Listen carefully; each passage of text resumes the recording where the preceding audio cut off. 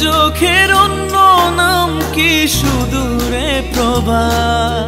কত বাবার আছে যারা পরিবারের ভাগ্যের চাকা ঘুরিয়ে দিতে, তাদের সন্তানদের মুখে দুমুঠো ভাত তুলে দিতে জীবনের সব ত্যাগ স্বীকার করে।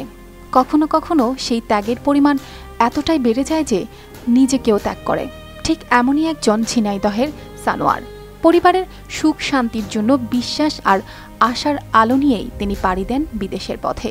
কিন্তু সেখানে শুরু হয় তার জীবনের দুর্ভাগ্যের অধ্যায়। আমার আব্বুর কিডন্যাপ করেছে, 15 লাখ টাকা চেয়েছে, 6 লাখ দিয়েছি, তাও ছাড়িনি। আমার আব্বু খুব নির্যাতন করছে।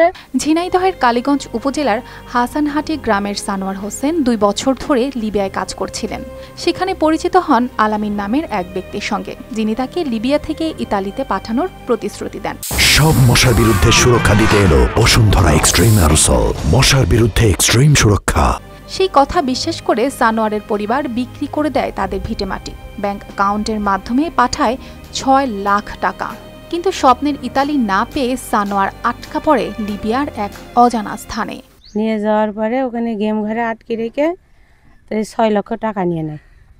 6 লক্ষ টাকা নেওয়ার পরেও মনে করেন যে ঘুরাইনি নিয়ে গেছে কি তা জানি না, কিন্তু নিয়ে এসে আবার আটকে থেকে ওই 20 দিন পর মনে করেন যে মে মাসের 22 তারিখই আবার আমাদের কাছে আমার হাজব্যান্ডের ভয়েস দিয়েছে, দিয়ে এগুলো বলছে যে 15 লক্ষ টাকা দাও, আমার বাঁচাও। সেখানে তাকে নির্যাতন করা হয়। সেই নিষ্ঠুর ভিডিও পাঠিয়ে পরিবারের কাছে মুক্তিপণের জন্য 15 লাখ টাকা দাবি করা হয়। শুধু তাই নয়, প্রাণনাশের হুমকিও দেওয়া হয়।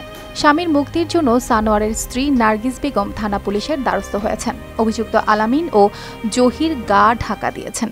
ওখানে দালালরাই আটকে রেখেছে, দালালরাই আটকে রেখে নির্যাতন করছে, প্রচুর মারধর করছে, আর ছবিও দিয়েছে আমাদের কাছে, ভিডিও দিয়েছে, তার নির্যাতনের ছবি দিয়েছে, দেওয়ার পরে ওই 15 লক্ষ টাকায় দাবি করছে। কালীগঞ্জ থানার অফিসার ইনচার্জ মোহাম্মদ শহীদুল ইসলাম হাওলাদার জানান, তারা তদন্ত শুরু করেছেন, তবে এই ব্যাপারে ক্যামেরার সামনে কথা বলতে রাজি হয়নি।